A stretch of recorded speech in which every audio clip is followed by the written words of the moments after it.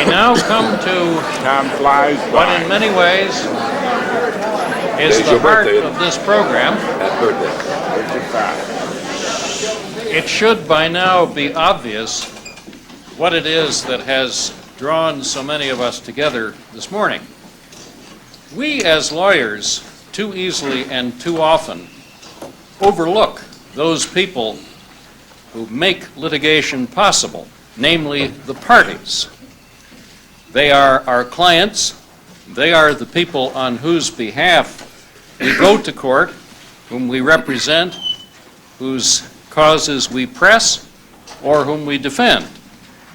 And happily, as the cornerstone or keynote of this conference, we have with us this morning two protagonists who are classically people who need no introduction, and therefore I will not presume to say more about either of them. Let me, however, say just a word about our moderator. Tony Morrow has been a close and supportive friend of the Thomas Jefferson Center since the day we opened. During his more than 2 decades covering the Supreme Court for USA Today, he's written about an extraordinary range and variety of constitutional issues. His role as moderator here this morning does have a special meaning. Of all those distinguished journalists who do cover and report on the Supreme Court, none has so keen an insight or so personal a feeling about the First Amendment as does Tony Morrow. For him, it's not simply another part of the Bill of Rights. It is the heart and soul of constitutional rights and liberties. Actually, he does have one other qualification. When we first began to discuss the prospect of such a conference, Tony quietly volunteered that he had among his cherished possessions a copy of that issue of Hustler magazine. That, it seemed to me, was the impeccable qualification, and I'm delighted to introduce Tony Morrow as our moderator.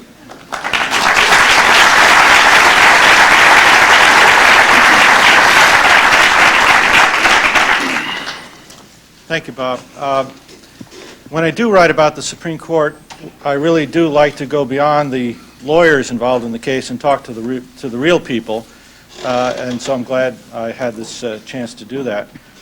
I thought we could begin by framing the discussion by asking both of you kind of a broad question about what you think the meaning of this case, Hustler v. Falwell, really is and what impact it's had on society, on yourselves. We'll start with you, Reverend Falwell. Well, to me, it's an ongoing debate. It pleased me that being a Virginian by birth and all 64 years of my life being spent here, that the Western District of Court of Virginia federal court ruled in our favor, as did the Fourth Circuit Court of Appeals in Richmond. We did not lose until we went to a less talented jurist at the U.S. Supreme Court level, but Virginians got it right. But I don't think that, and if we'd been allowed to secede like we tried 135 years ago, it would have stopped right there. But the fact is that I think that the framers of the First Amendment, which I cherish also, and as a publisher and a broadcaster and a pastor for 45 years, is not absolute. Only God is absolute. And I think there are parameters and limitations, and I don't believe that the framers of the First Amendment had pornography in mind. The courts disagree with me, of course, on that, but I shall, as a moralist and as a pastor, continue to preach what I have preached for 45 years. All right. Well, I think if there's a tragedy in this case, it is that for over 10 years, the mainstream media has ignored the significance of this case. Freedom isn't free. You pay a price for everything.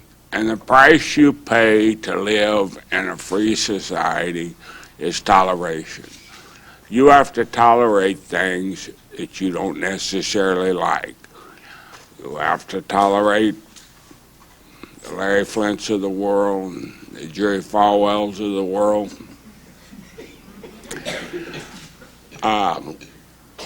You know, we've had free speech so long, it's lost its value.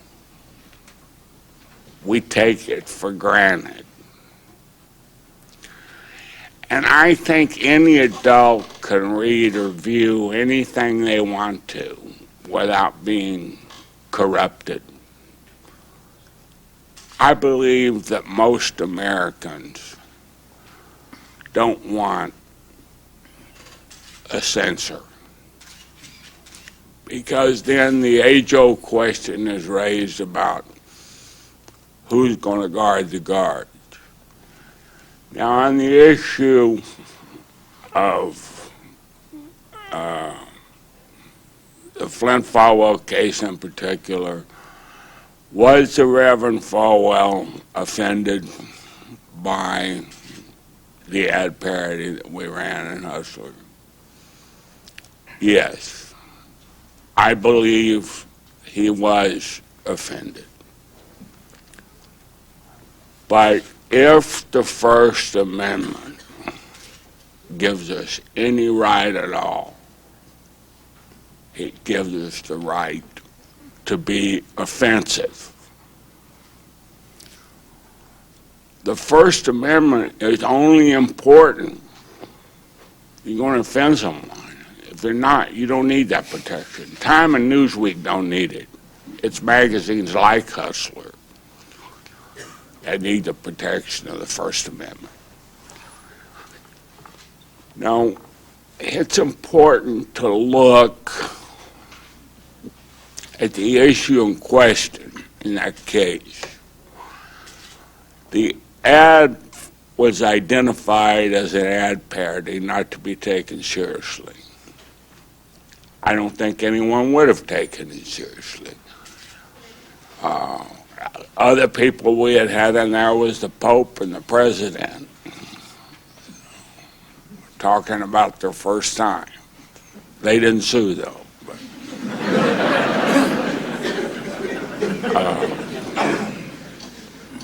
But you must understand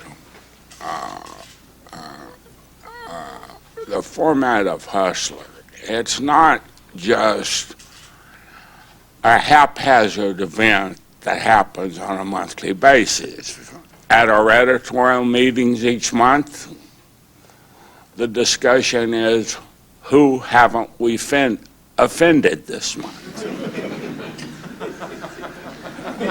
And that's the reason why we feel that we deserve the protection of the First Amendment, and that we were happy with the results of the case.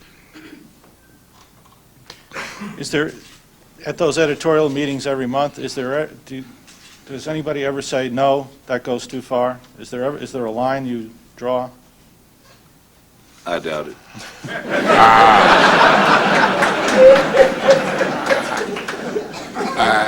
I'll tell you, if there was anything I ever regret publishing in Hustler, it was a cartoon when Jerry Ford was president and Betty Ford had a double mastectomy. So it showed the silhouette of a woman standing in the White House window in the Christmas issue saying, all I want for Christmas is my two front tits. Now, we got more mail off of that cartoon than anything else we've ever published in a magazine. Had I had to do over would I have published that cartoon? No, I would not have. It just escaped me. So occasionally something like that is going to happen. Did this ad escape you? did you see it before it went in the magazine? Yes, Falwell. I thought it was hilarious, and the fact that Jerry Falwell will be the least likeliest person in the world to drink Campari and have sex with his mother in an outhouse. It was just, the ad was actually... With a goat. Yeah. The ad... The ad was, it wasn't just irreverent, it was iconoclastic. And, by the way, since then, the Reverend and I have established a pretty good relationship. He's my pastor now. If ever Supreme Court could end this way with the plaintiff and defendants, we could probably unite the country. Well, it's taken almost a decade to get to that, but we'll talk about your current relationship later. But just to get back to the case, Reverend Falwell, what was your first reaction when you saw this ad? And I think you testified that you didn't read that disclaimer at the bottom. You didn't see it at the beginning. Would that have made any difference if you had seen that in the first place? Not really. I saw it when a reporter told me about it in late '83 as I was boarding a plane at the Washington National Airport to come home, and said, "Have you seen the ad in Hustler?" They had a pre-publication rendering, and it wouldn't have bothered me, except, I'm a public figure, which means I know I'm open game with very few limitations. It is a rare thing that somebody can sue National Enquirer from Hollywood and succeed. It's a rare, I understand that. And frankly, I start most of the controversies. I acknowledge that also, because I have been working very hard to put pornographers out of business all my life, and I am still committed to the task, but for a lot of reasons that you probably don't want to hear today. But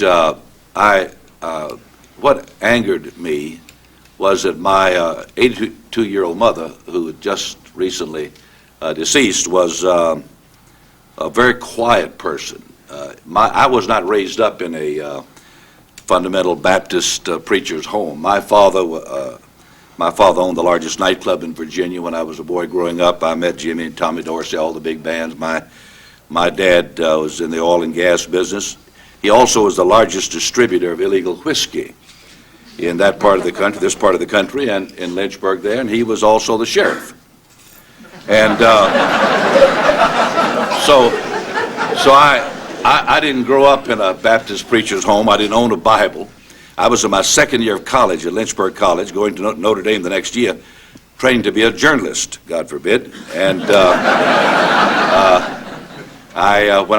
through hearing a radio preacher, and that's why I believe in the First Amendment, Charles E. Fuller was the preacher, and I became a Christian. And my mother was the influence of my life as in the early days. She was the one who prayed for me, and who I was on the wrong track. I could have easily been doing what Larry did someday. I mean, very frankly, I was not raised up an evangelical, but coming to Christ as an 18-year-old college sophomore redirected my total life. 2 months later, 1952, I felt the call to the ministry, and then off to Bible college, seminary, and back to Lynchburg to start the church 41 years ago that I pastor now, and the university there, which I must leave here by noon for the football game at 1:30 in Lynchburg. But what angered me was that my mother was in the ad. The goat didn't bother me. The Campari didn't bother me.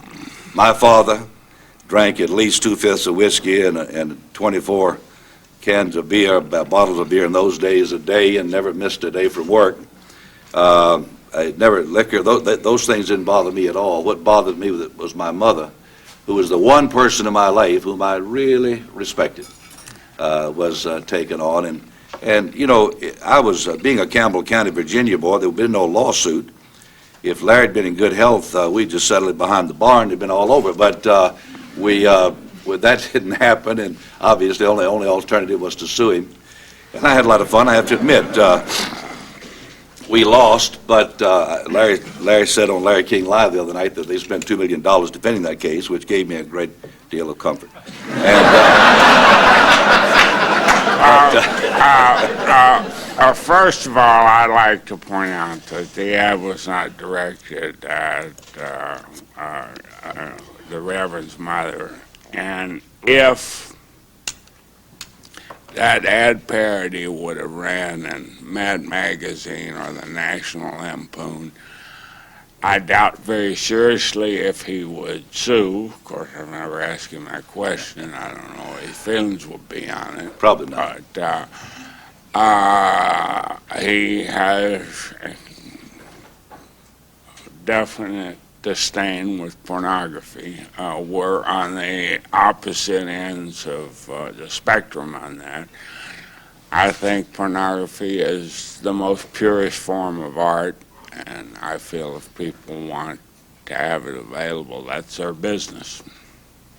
Larry, were you ever tempted to settle or make this case go away? No, he enjoyed it as much as I did.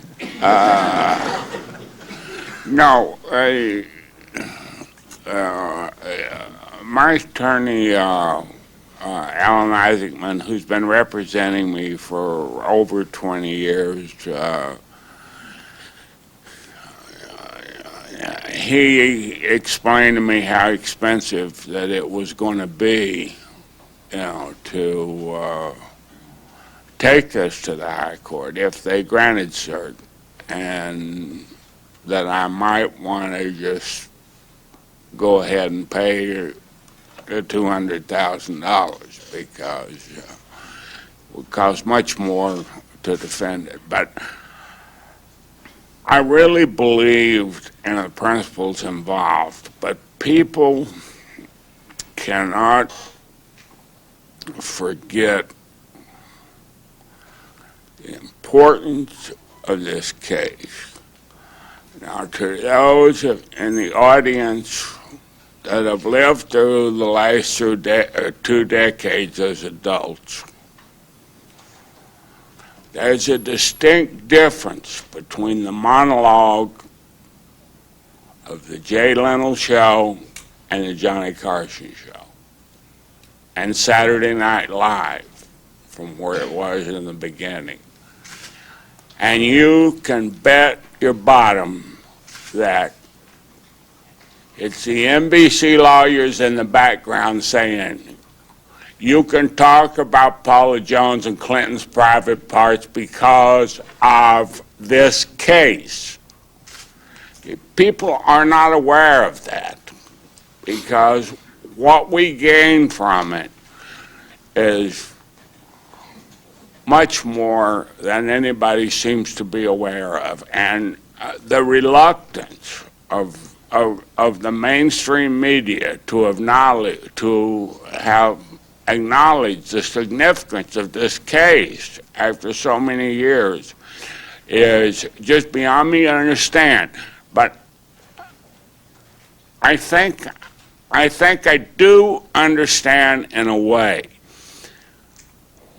When Mr. Isaacman, my attorney, was filing his brief for the Supreme Court, he tried to enlist the support in the New York Times, the Washington Post, Time, Newsweek, American Book Publishers Association, Cartoonists of America, all the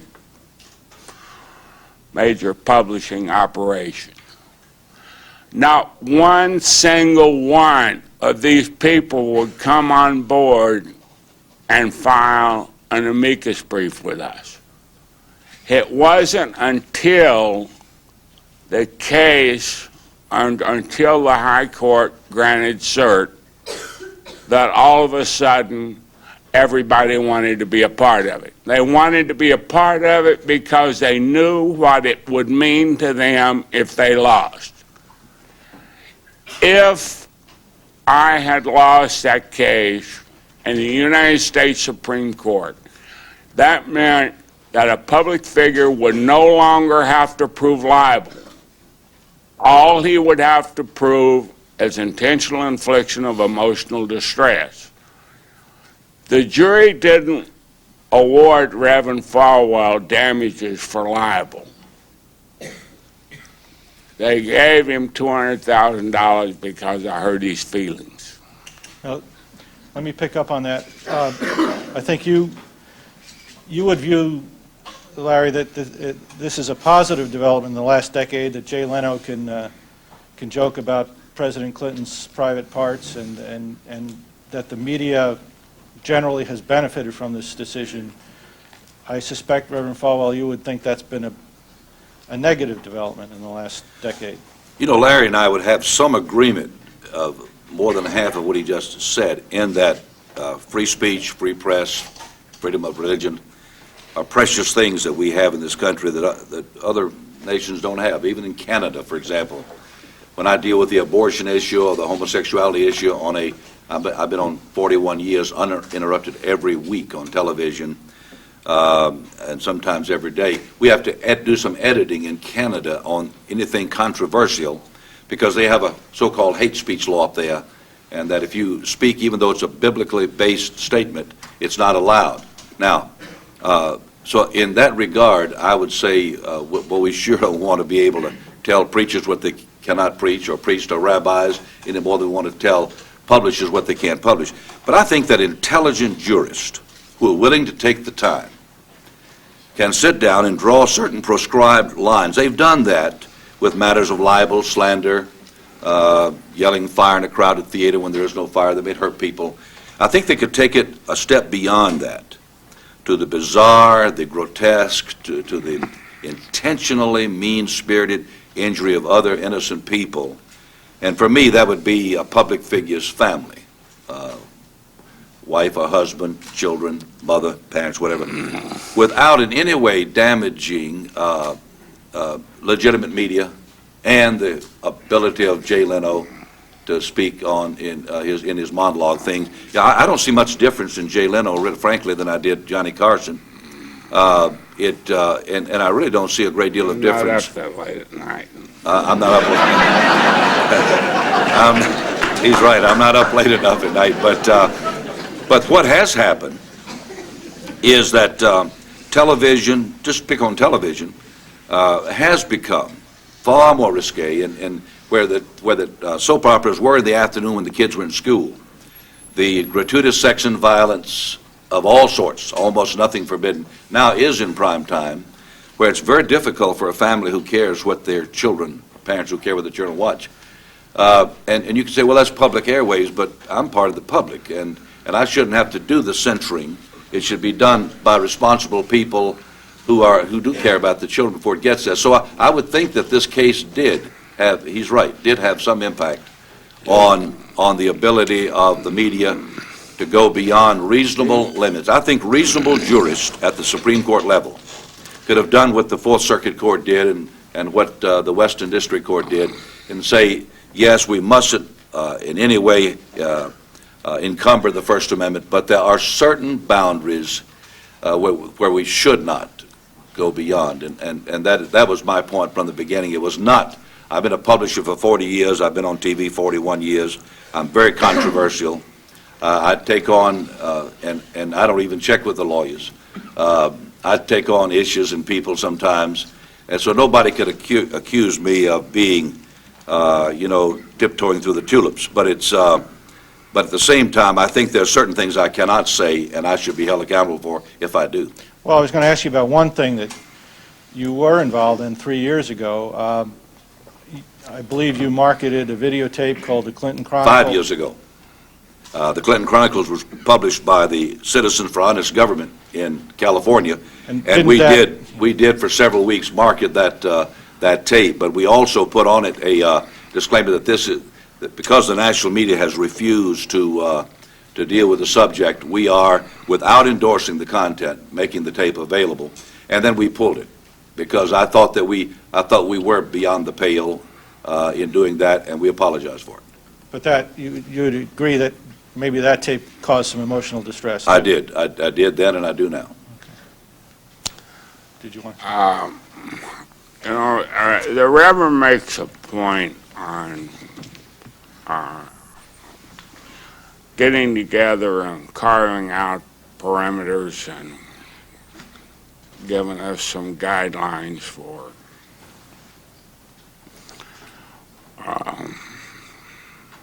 I guess you would call it taste, of course. Even Judge Scalia himself says, you know, you can't legislate taste. But as a public figure, you give up any right you have to privacy. And the reason why you do is if you're a public figure, you're there because you place yourself there either through your profession or because of what you do. And fame has its price, and that price is scrutiny by the media. And I think in terms of trying to satisfy people like Reverend Falwell's concerns about the First Amendment, I just don't think that you're ever going to get a consensus among a majority of Americans where they would be willing to say they would accept a censor. I believe deep down in the soul of every American, they feel that while they might be opposed to certain materials, they don't want people censoring it. And I think Judge Rehnquist, in writing for the majority in the opinion in this case, summed it up beautifully when he said, just because the government may find certain speech offensive does not give them the right to suppress it. And that's the whole issue. That's one of the few times Mr. Rehnquist was wrong. Well, again, to ask you, Larry, about line drawing, you don't think is there any private sphere that a public figure has? There's no area beyond which we shouldn't go? Not that we don't have laws already to cover. You can't trespass and take photographs on private property or peep through people's windows and things like that. But we already have laws on the books to cover that. Other than that, you know, all these struggling actors want to make the big times, and as soon as they do, they get the big hit, you know, and they want to start slapping photographers and throwing things at them and don't want their picture taken, and you know, it's a double-edged sword, you know. You're there because you place yourself there, and you've got to, that goes with the territory. Reverend Falwell, what do you think about that? Again, you know, we have very few fundamental disagreements on the First Amendment. A preacher of the gospel had better not have any disagreements on that. It is just that I do think that there are reasonable limitations that reasonable people with a deep devotion to the First Amendment can create, which protect innocent people from attacks that are unwarranted. And I think Larry could get along without the families of the public figures he wants to assassinate by parody. Look, this is what people don't understand about the success of Hustler magazine and all the times I've been prosecuted for obscenity. The success hasn't been because of pornography. The prosecutions have not been because of the obscenity. Everything has been because of the political and social satire in the magazine and the outrageous cartoons that we run. So, my God, if anything should be protected by the First Amendment, satire and cartoons surely should. I want to turn a little bit to some details of the case, of the argument. First of all, there seems to be some curiosity, Reverend Falwell, about why you hired Roy Grutman to be your lawyer. He was an adversary of That yours? relationship with Roy Grutman, who is now deceased, started back prior to this situation. Bob Guccione, forgive me, Larry, had done an interview, alleged interview in his magazine, which never occurred. And it had Penthouse Magazine, Falwell. It never occurred.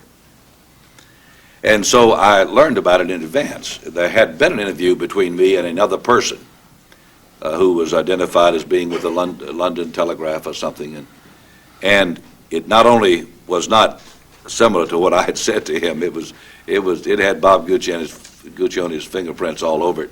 And he and I both would agree that Bob's not a nice person. But, wouldn't we, Larry? Yeah.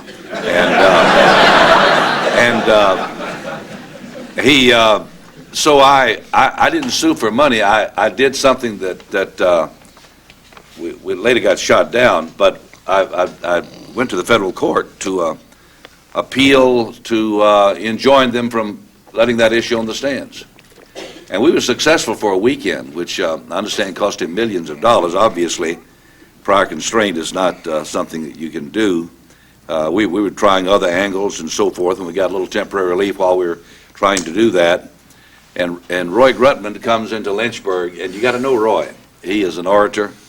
He's a junkyard dog. He's Shakespearean. He was a child prodigy. I mean, he was my opponent. And I was on the stand in Judge Turk's court for about 6 hours, and he and I went at it for about 6 hours. And neither one of us got anything accomplished, except we had a lot of fun. At the end of the trial, of course, it was all over, and the magazine did get distributed. But I walked back to Mr. Grutman, and I said, you may be the best lawyer I've ever met. If I ever get in serious trouble, I'm going to call you. He, in his Grutman-esque style, said, Reverend, I would feel it a call from God to serve you. You got to know Roy. And you've got to know Roy. Now, whether he did or not, that's what he said. And then some other things began to come up, and he did begin representing us in ways. But he was a First Amendment attorney who worked for a lot of different people, one of them being Bob Guccione. And so we got into so much work with Roy that I said, Roy, either Bob has got to be your client or we got to be, because I am answering too many questions out here on how we could use a penthouse lawyer. So he quit Bob Guccione, who got furious, and I was with Bob Guccione about that time on McNeil Lair, and he was talking about Penthouse Magazine being journalism at the highest level. And I said, Bob, anybody who'd go to Penthouse for journalism probably buys their groceries at the city dump. Well, that didn't go very well. And so anyhow, that's how it all happened. And when this thing happened in '83 with Hustler, I called Roy, and he thought again he had a call from God, because neither he nor Mr. Flynt had high opinions of each other. They'd been at war before. And I have to say that Roy, I preached his funeral, I have to say that he probably had the brightest mind. The biggest asshole I ever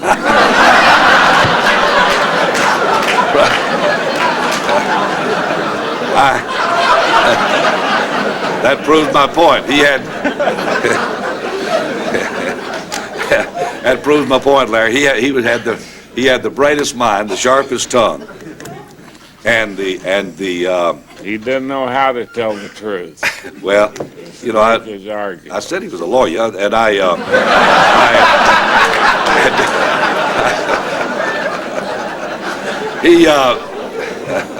my son got his law degree here at the University of Virginia, by the way, but he out of control. He was acting true to form. Now, I'm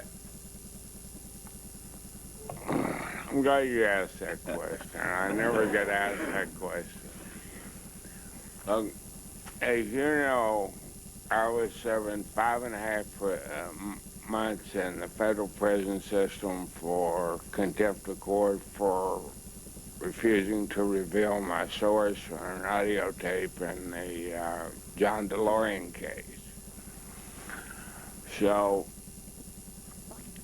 I was getting loud. You know, if you think being in prison is bad, try being there in a wheelchair. So I was getting lousy treatment. Spent most of my time handcuffed to the bed. So when they came down there to do the depositions of what I thought was a ridiculous case anyway,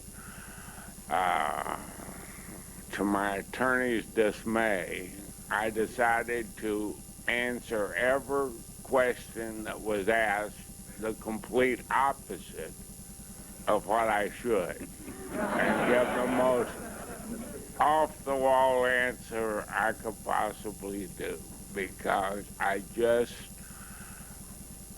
developed an attitude that I didn't care. It's a tribute to Mr. Isaacman that he's still alive and still. But what I wondered also was my recollection of the Supreme Court oral argument. One of them was that we were all wondering whether you were going to do the same thing there, because a few years earlier you had come into the Supreme Court and shouted some things at the justices, sort of an anatomical breakdown of the court, as I remember, and you were arrested. Why did you not behave the same way this time? Did you think you had a winner this time? I promised Alan Isaacman I would behave. But the other time, what I was challenging the other time is we had a case there on jurisdiction before the Supreme Court, and briefly, we've been sued in New York. The statute of limitations run out, and then the party went to Connecticut where they had a 5-year statute of limitations, and I was as familiar with the case as any of my attorneys was. So, you know, any judge will allow you to represent yourself in the courtroom if you're competent to do so. But all of a sudden they tell me, well, yes, but you can't do this before the Supreme Court. My question was why? Good question. So I didn't have too many nice things to say to him about it, but it didn't get me very far. I've never thought he was incompetent. I can't imagine the court thinking he's incompetent. He's very competent. I'm not trying to attack his competence. I'm just trying to change his employment. Josh, I've sort of lost track of time. How much time do we have before we go to the public? Well, we've got about 15 minutes for audience questions at this point, so 15. Okay.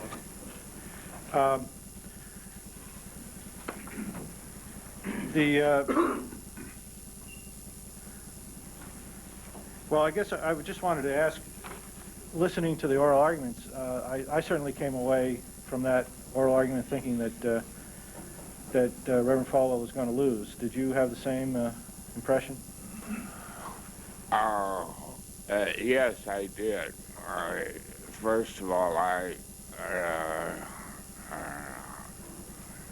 think Mr. Isaacman did a phenomenal job, and I think Mr. Grutman, while he can be very persuasive at times, you know, I don't think he could articulate any sort of reasonable argument that the court would buy. Did you have the same feeling from the argument? I did not think, we were not after $200,000. Obviously, it's far more expensive than $200,000 to go from district court to appellate to the Supreme Court. To me, it was a moral issue all the way, and I never got my hopes up. Mr. Grutman told me, don't get your hopes up. This is new ground. But we'll never know if it can be plowed if we don't go there.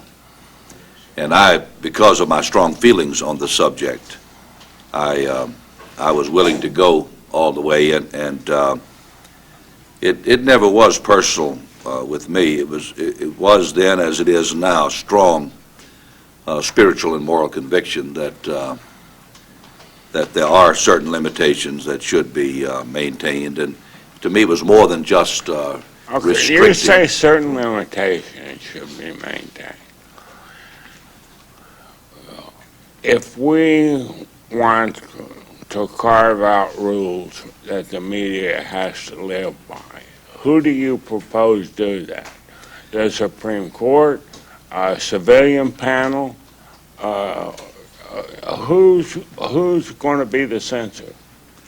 I think that the Supreme Court was the group we took it to, and we thought those 8 justices could have sat down, or any group of 9 normally there, could sit down and look at carefully and cautiously what is beyond the pale, and without damaging, not just legitimate media, without damaging your industry. I think, for example, had my mother not been in the ad, I never would have given it a second thought.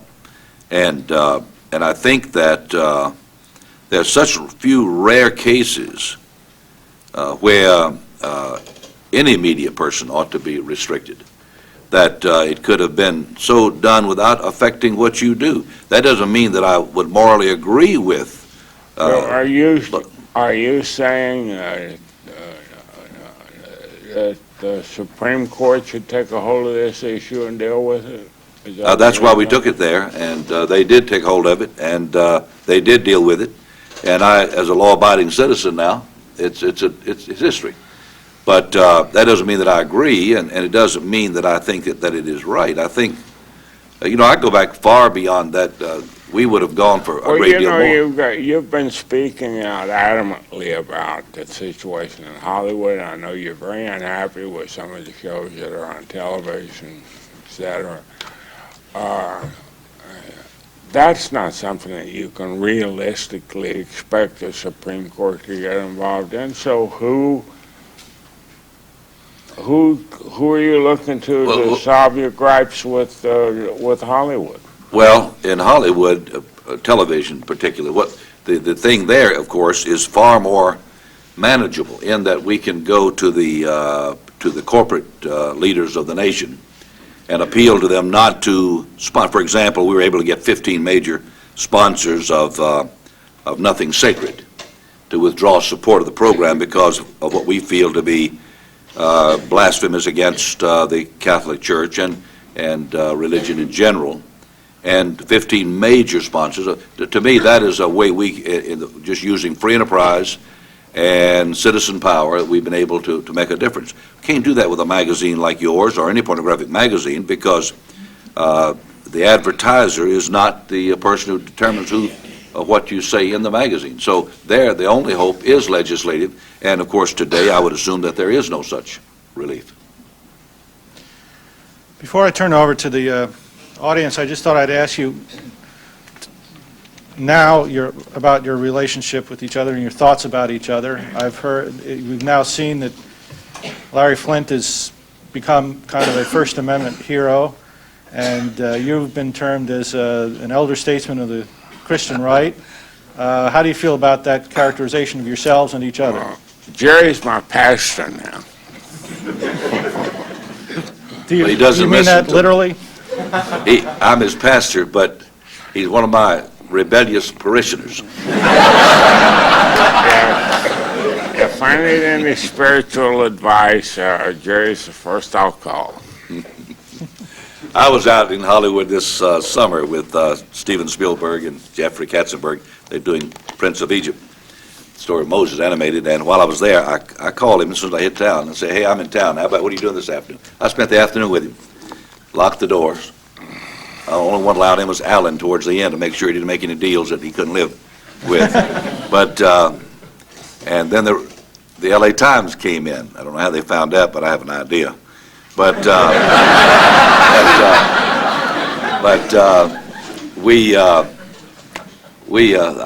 my goal is to share the gospel of Jesus Christ with him. And really, she asked him, when are you going to speak at Thomasville Baptist Church? And I said, I'll answer that one just as soon as I baptize him, which will be the day after he closes Hustler Magazine. So anyway, but I love Larry and he loves me. We're good friends. We just have a strong disagreement. I understand also at that meeting, somebody gave you a copy of the movie, which you hadn't seen before. And I haven't watched it yet. Now, really, it's not because I'm afraid of what's on it, but nobody believes this. But I'm up at 5:45 every morning, go to bed at midnight every night, do it 7 days a week. And I'm thinking right now past this thing to a 1:30 kickoff. And I keep my priorities in order. And I've got, and then tonight we've got another deal, and then tomorrow services all day and so forth. And frankly, I don't get to watch anything unless it's the Washington Redskins. You're going to watch a movie before I see you next time? I'll do my best to watch. My wife has watched it. She says you treated me pretty nicely, except that guy's too fat that played my part.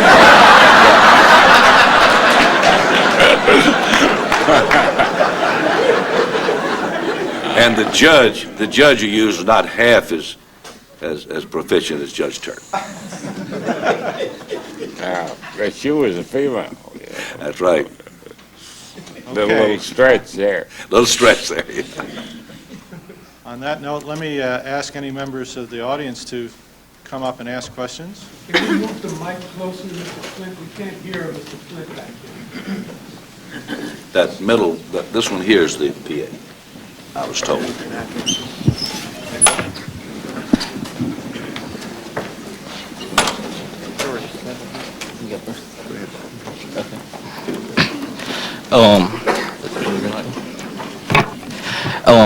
My name is Michael Dickinson. I'm from Richmond, Virginia. I had a question for Mr. That's not on. Is there a switch on it? It is on. It's just there's no PA there. Okay. Well, just speak real loudly. Okay. My question's for Mr. Flynt. Do you think you'll ever get the recognition you deserve for all the legal battles you fought to attain this? I mean, I'm studying to be a journalism student, and I hopefully will be a journalist one day and own a publishing thing. That's what my dream is. And I've always read books about, publishing and stuff, and I never really heard your name until last year when I saw the movie, and ever since I've been like a huge fan of yours, and I really recognize, I view you as an American hero. Well, probably not in my lifetime, but a century from now, everybody will probably be wondering what all the fuss was about. Mm-hmm. I'm going to give him publicity just as soon as he's coming to church tomorrow morning, Thomasville Baptist Church. And he's bringing his lawyers to make sure he doesn't make any deals, but I'll help publicize it. Okay, thanks. Jeffrey. This is for Jerry Falwell. Jerry, you've been very gracious to give me interviews on many occasions, and I've been surprised how many times I've come home and listened to the tapes and found out you didn't answer my questions. Mr. Morrow led off with the question of what is the meaning of the case, the impact on society and on self. I think I have some sense of self and the meaning of the case, but you really didn't address the question of the impact on society, and I wonder if you'd take a crack at that again. I thought I did. I thought I said that television has certainly taken advantage of the result of the case by dropping its soap operas into prime time where children are watching. I think there's been a general denigration of quality of viewing, both by Hollywood and by particularly television. And I think that I think that Larry's right. I think that case grants them the protection to pretty much say or do anything they wish in primetime TV. Now, we do have a response there, a commercial one. We as consumers can react. But as far as legal defense, I don't think there is any. And I think it's because of this case. John Russell, I'm a psychiatrist from Richmond. Regarding the emotional question, Reverend Falwell, did you have a psychiatric evaluation, and what were your symptoms? No, I probably need one. I've never had a psychiatric evaluation. I'll be glad at your expense to let you give me one. Thank you. Second question. The family triangle is a well-known and fairly accepted notion of a boy wanting to sleep with his mother and kill his father. Only among psychiatrists.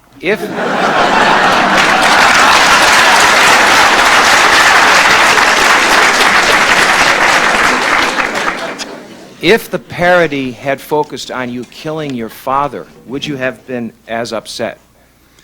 Oh, yes, I love my father, too. That's why I learned to do most of the bad things I did before I was converted, and it's where I learned to be an aggressive, confrontational preacher after I was converted. So I gained a lot from Mom and Dad, but Dad did accept Christ on his deathbed, I'm glad to report to you, and I expect to see him in heaven. Reverend Falwell, I'm also a Virginia boy. I grew up in Pat Robertson's backyard in Virginia Beach. I'm a 2L here at the law school, and I'm also a gay man.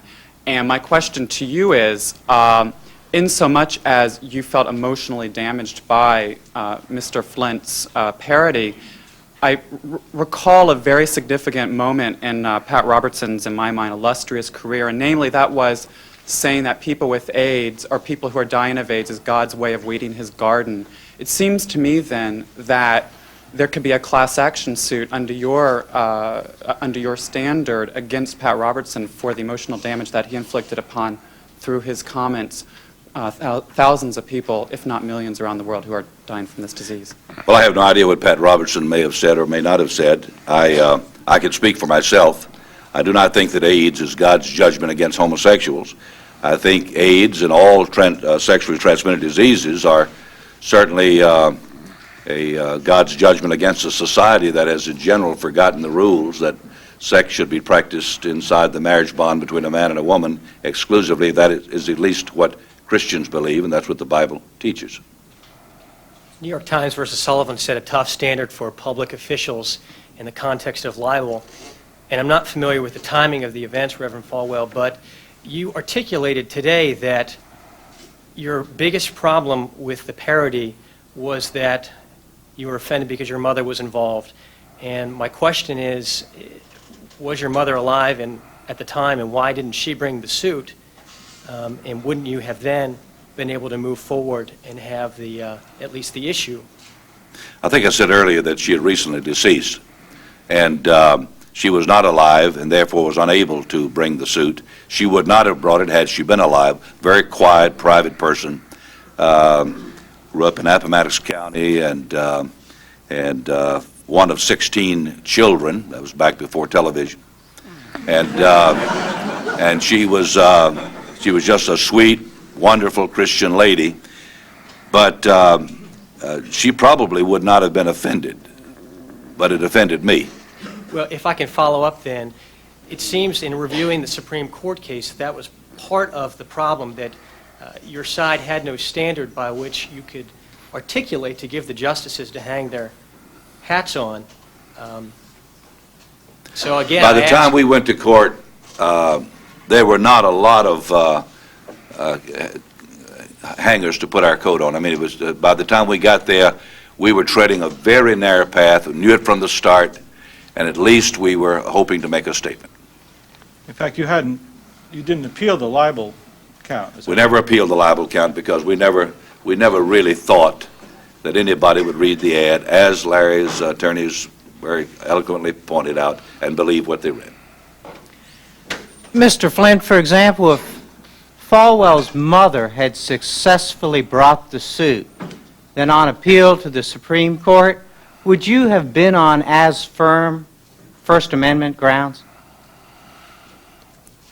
Well, first of all, I want to say I didn't write the ad parody. It was done by one of our editors. I just seen it as so off the wall that nobody would buy it, and seen it as humorous, because that's what Hustler tries to do, is be funny. And I agree it's dark humor and sometimes offensive, but we've carved out a market, that enjoy the magazine and buy it regularly. for this type of material. As far as if she would have bought the suit, we would have defended it in the same manner. Thank you. A little bit high for me. My name is Stephanie Hester. I'm a senior at Virginia Commonwealth University. The first thing I'd like to say is I'd like to be maybe one of the first, at least here, to thank Mr. Flynt for everything that you did do. I do like Saturday Night Live better now. I do like Jay Leno better. I do like those shows since the Reverend Falwell's request that they be censored was not granted. Now, be it that was not an official request, but I would like to follow up that statement with this. The gentleman that spoke earlier is correct. It doesn't seem that you are answering many of the questions that are being put to you today, and I would like Ask one. I would like to follow up on Mr. Flynt's question. Who is it you're suggesting that should do this censorship? First of all, I'm not requesting censorship. I'm requesting responsible delineating of the particular areas that are beyond the pale, and we made it very clear by going to the Supreme Court that we expected them to do it. You want something that's offensive to be censored.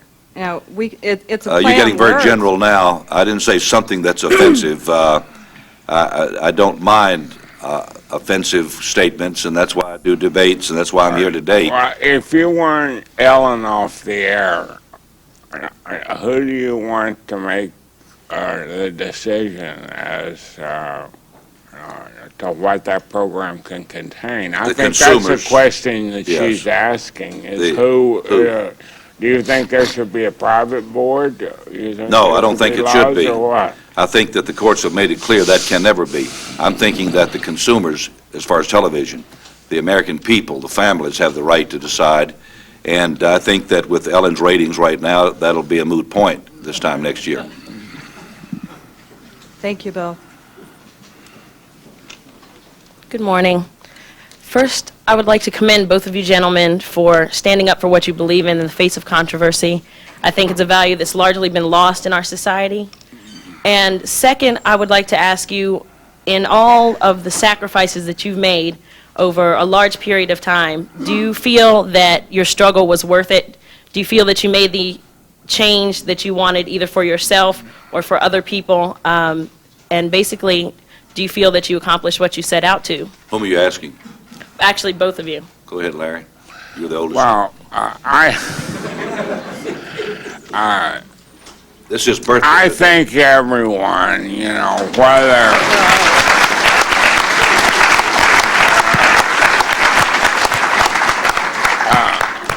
I think everyone, whether you're famous or not, would like to feel that you make a difference. A life that's lived without the thought of making a difference is, as far as I'm concerned, not worthwhile.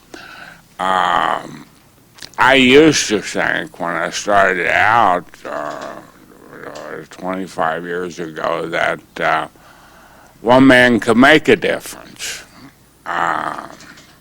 Today, I'm not so sure. I'm not so sure if we wouldn't have had the Civil War if Abraham Lincoln hadn't been around. I'm not so sure someone else couldn't have brought us through World War II. I'm not comparing myself with those historical figures. I'm just trying to make a point that I think we place too much emphasis on the role that individuals play in the outcome of history. Well, I think that the Lord cleared that up for believers, and that is we're to be the light of the world, the salt of the earth.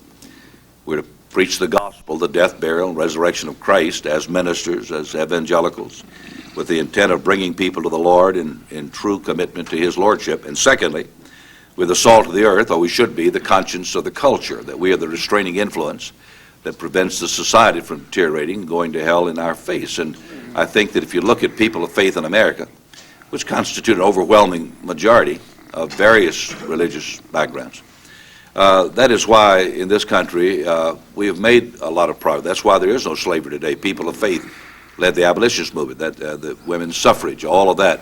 And more recently, the civil rights movement were led by church people. And there are other battles to be fought.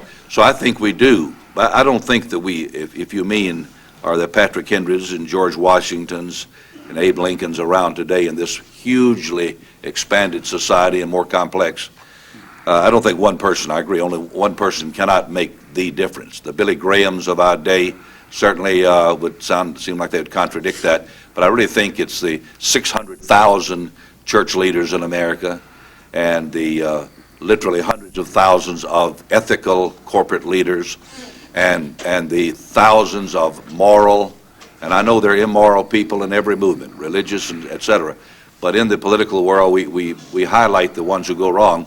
But the fact is, in Washington and Richmond and so forth, the vast majority are men and women of principle. And I think that collectively we make the difference. And actually, could I have one more question, if I might, to Mr. Falwell? Real quick. Brief. To me, Jesus Christ is, I think, the epitome of a revolutionary. And I think that above all, he stood for speaking for what you believe in the face of adversity in a climate where you might be persecuted for your beliefs. And in that way, in a very real way, he's anti-censorship. And I just wonder how you kind of reconcile that with your beliefs. Well, that is why I say the things I say and why I so strongly believe in the First Amendment. But I do not believe the Lord Jesus, if he had been the editorial manager of Hustler magazine November of '82, would have stamped approved when that ad came across the table. Okay. Thank you very much. First, I'd like to thank both of you for having this conflict and bringing this to the American front line of the public, because for me, for the longest time, I was not really interested anymore in getting involved in politics. I didn't believe that it could be changed. I didn't believe that one man could just stand up and fight the whole system, bring up his views and actually change things for many people. And you, Larry, have done that for me. You've also have, if it wasn't for your case, I wouldn't know this much about Jerry Falwell. I would, when I walked in here, I thought, oh, Larry's going to take on the dragon, is the way I came in here. And I want to thank you, Jerry, for coming out and just letting us see so much more of you and your sense of humor and your willingness to portray this, and your also willingness to protect the, at least your ideas of freedom of speech. I wanted to take this opportunity to ask you, Jerry, right now in Virginia and all over the country, there is a large debate about medical marijuana and about, in many places, and in Virginia it's going on right now, and I wanted to know what your views are in Virginia legalization of medical marijuana, since you are so involved in Virginia politics and in Virginia religion. Well, I'm opposed to medical marijuana, and for that reason, next Tuesday I'm voting for Jim Gilmore, John Hager, and Mark Earley. And also, your views also. I've got a comment on that.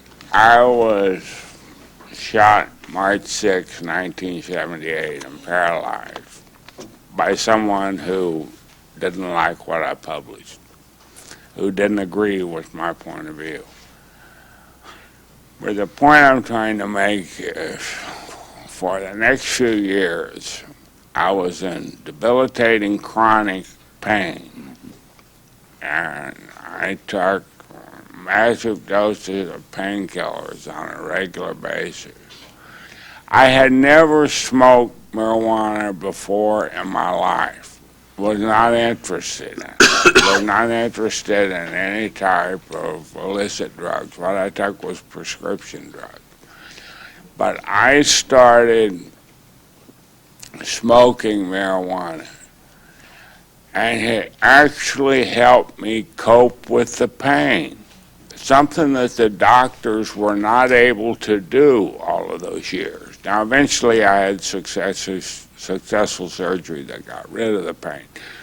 But, you know, I can speak about this from a first-hand experience. Now, as far as how to control it, how it should be sold through drugstores, how doctors write prescriptions and all that, that's something for the government to work out. But look, you can buy Dilaudid, which is nothing more than a synthetic heroin, or you can buy morphine, or you can buy Demerol or whatever if you've got a doctor's prescription.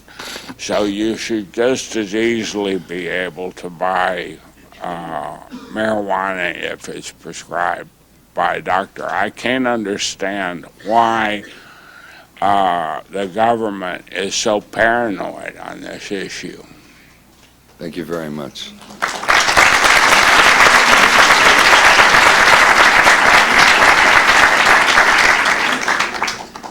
Okay, I think we'll turn next to the third round of questioning from the press gallery here. Please speak loudly. I can yell it. Okay. My name is Derek Barr. I'm a reporter for the Harrisonburg Daily News Record. My question is to Mr. Flynt. You mentioned that the mainstream media hasn't noticed or hasn't given enough publicity to what this case meant. And I think all media really is just a business like anything else. And if your magazine were not popular, if it did not sell because people considered it too offensive, would you lighten it up? And the example I'm thinking of is Saturday Night Live, which you said is more risque now. They did a Wayne's World skit where basically they made fun of Chelsea Clinton being unattractive. And there was such an outcry that later that show did not include that particular item. And I'm wondering if you would hold them in contempt for that, or if you, as far as your damn the torpedoes attitude, we don't care who we offend, if the public did not accept that and you needed to lighten up to sell your magazine, would you do that, or would you just stand by your convictions and say the heck with it? I'm a businessman. I discipline my product to the marketplace, and I attempt to give the readers what they want, not what I want. The opening copy hustler, regardless of how bizarre it might look, it's not Larry Flynt that you see in those pages. It's what the readers want. I was wondering, having seen the two of you do this debate, and on the surface of things, you seem like essentially very different men, but this debate seems to have changed my point of view on that. Have you considered perhaps taking this out on the road? You must have been hiding somewhere. We've been on the road we were on Larry King Live, Charles Grodin, Crossfire, all the shows. Well, I just recall that in the 80s, G. Gordon Liddy and I think it was Timothy Leary did a thing where they discussed many issues in the 60s like this. And it seems a very, as people's questions haven't maintained, they walk through very different views of both of you. I was wondering if you perhaps would consider that. If you're flying on Sundays and 10 Thomas Road, I'll go on the road with him.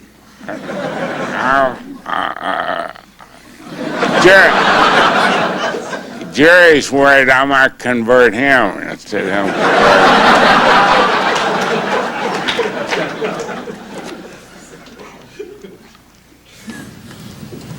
My name is Jonathan Mednick. I'm a documentary filmmaker. I'm wondering if both of you could comment on the fact that you're both Southern boys, particularly in light of the notion of the jury as being the finder of the community standards. You're both from similar communities. Can you talk about that? Well, the last major obscenity case was Miller versus California in 1973, which left it up to individual communities to set their own standards. I don't agree with that decision in many ways. First of all, you can't have a publisher in San Francisco trying to second guess what reading habits are in Mississippi. So it's just ludicrous. And there's communities in this country today where they would, if the prosecution brought the indictment, you could actually get a conviction against Cosmopolitan. And that's not being far-fetched. I'm talking about that could happen in my hometown, which is Sayresville, Kentucky. And I know this is a fact. They also gave various tests that a work of art must meet in order to be deemed obscene. And those definitions are rather precarious as well.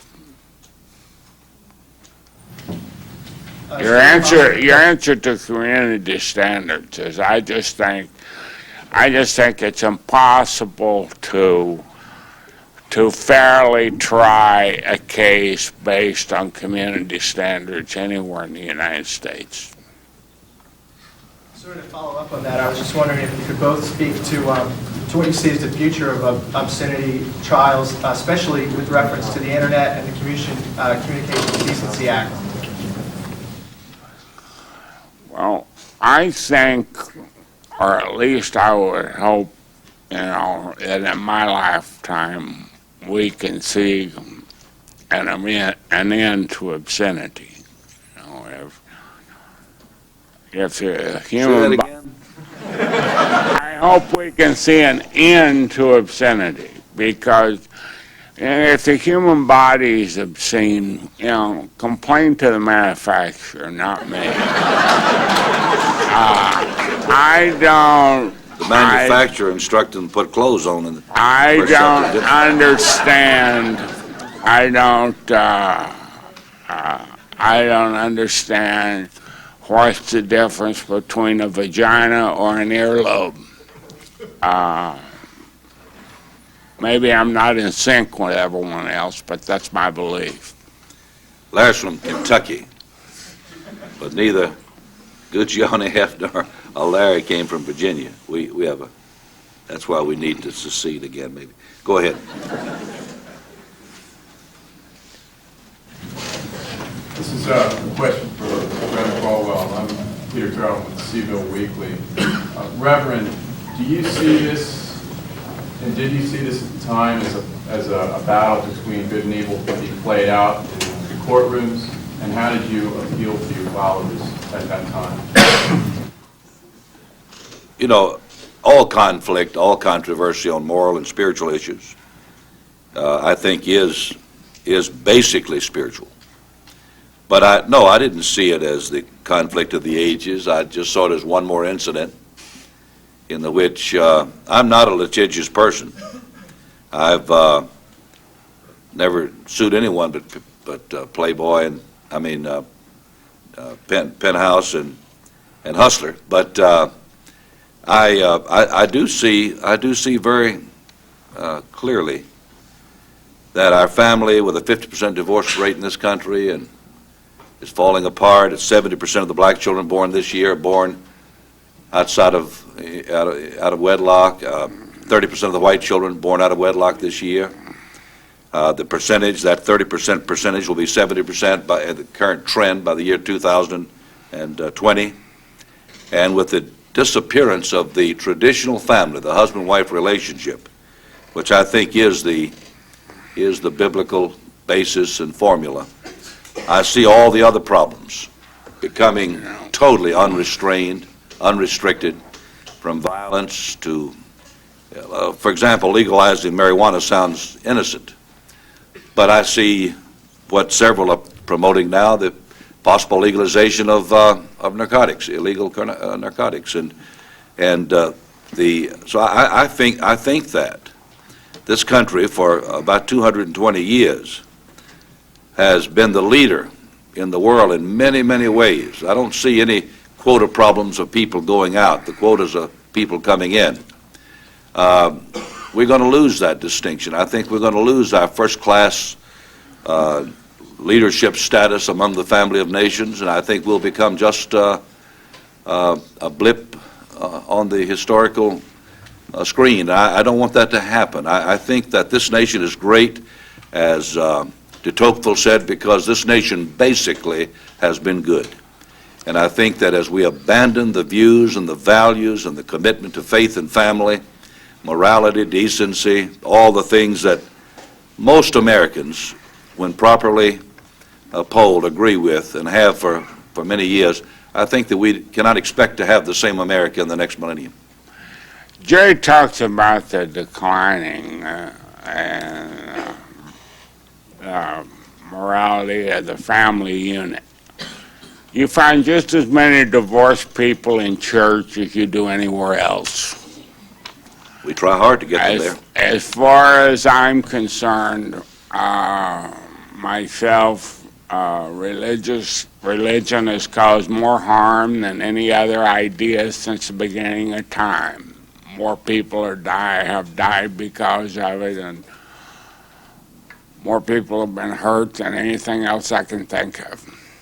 And Larry, I think you're right. Taken generally, I think of Northern Ireland, I think of Iran, I think of all these places. But Christianity, as I see it, is not a religion. It's a relationship with a person, Jesus Christ. And I believe, again, by personal experience, that he transforms, changes your life, puts love in your spirit for everyone. And while this is not a Christian nation, it is a nation under God, and it is a nation that has for these centuries... well, since the world's so screwed up, why don't he come back? Well, I believe the Lord is coming back, and I believe he could come back any time. But I think it's because he wants Larry to be a part of the crowd that goes up, so he's waiting for you, and I'll see you tomorrow morning. Sounds like Larry's not ready to preach yet, but one more question. Associated Press. Mr. Flynt, I didn't catch your full response to how your relationship with Reverend Falwell. You see each other often. What do you think of him now, so long after the case? Believe it or not, in recent months, Jerry and I have established a relationship, and I like him a great deal. I think he's very much committed in what he believes. You know, that again confirms something that I always thought, that regardless of how much you disagree with someone or how much of a foe that they might appear to you, when you meet them in person, you always find a lot of things that you can agree on. So what we need more than anything else, more than court cases, legal decisions, is we need dialogue among people.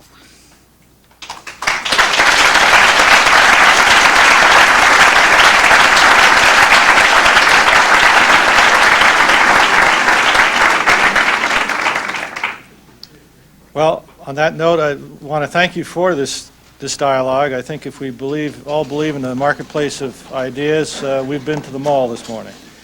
Thank you.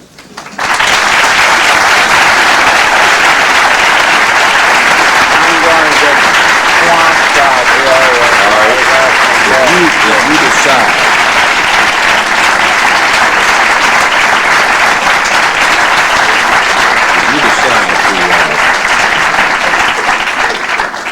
I'd also just like to ask you to extend your applause to Tony Morrow for doing such an excellent job of moderating. Thank you, Tony.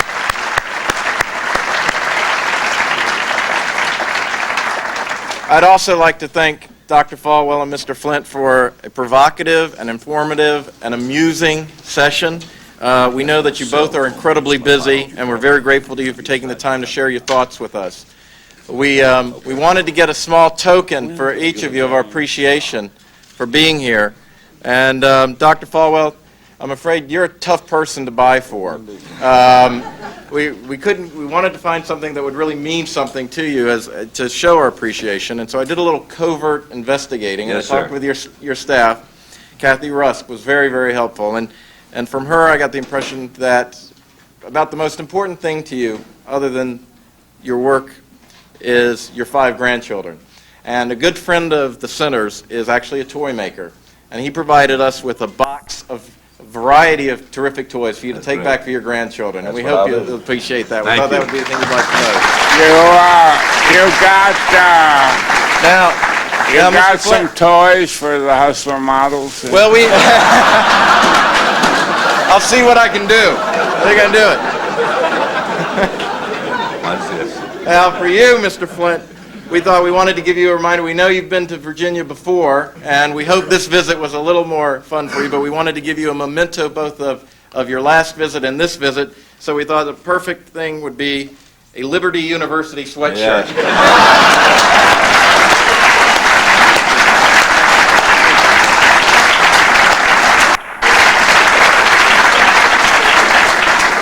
But just so you both know, for both of you, we thought we'd also give a gift from the center, which is each year, for those of you who are familiar with us, the center gives awards, what we call our Jefferson Muzzle Awards. And these are to acts of censorship that occurred in the previous year that we think are particularly egregious and deserving of recognition. And we have designed by Joan Voss, a fashion designer from New York, our Jefferson Muzzle T-shirt, which is the logo of a pair of lips zipped shut. And for both of you, we have these T-shirts. Mr. Flynt, I know you're fond of T-shirts, at least the movie seems to apply, so maybe we'll see you wearing this sometime. Thank you. Now for a few housekeeping details. We're going to take a break now for lunch. The next session will begin promptly at 12:50. We'll ask all of you to come on back for that. Those of you who are eating with us at the luncheon, if you have the red ticket, David Martin in the back, Lawrence Levine, raising their hands here, they will lead you to the dining hall where the luncheon will be served. It's a buffet-style luncheon. It's very informal. There are 3 food tables that are lined, so please just go to the food line that's least crowded. And then please be back here in an hour. Thanks very much.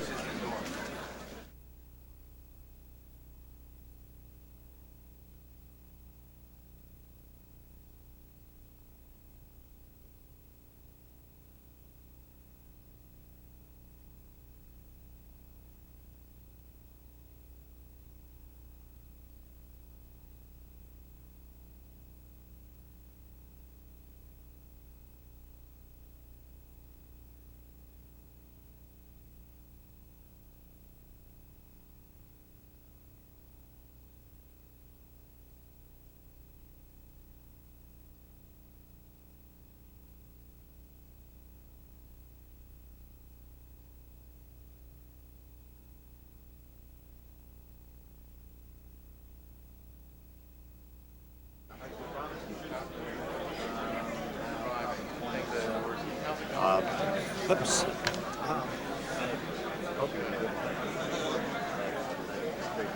Did you go up there? I ended up not going up because I was trying to put up a reservation. I got it. Sure. Yeah, sure. All right. I needed everything to be in place and be ready to go. So I had 3 television sets, 3 videotapes, radio, 3 computers operating all at the same time. What's your webpage? Is it up now? Oh yeah. It's here. Let me write it. It's easier probably.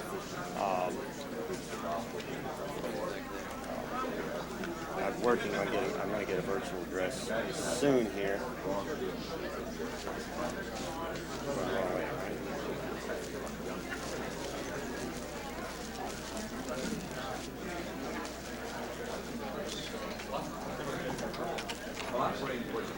Are you still teaching? Yeah.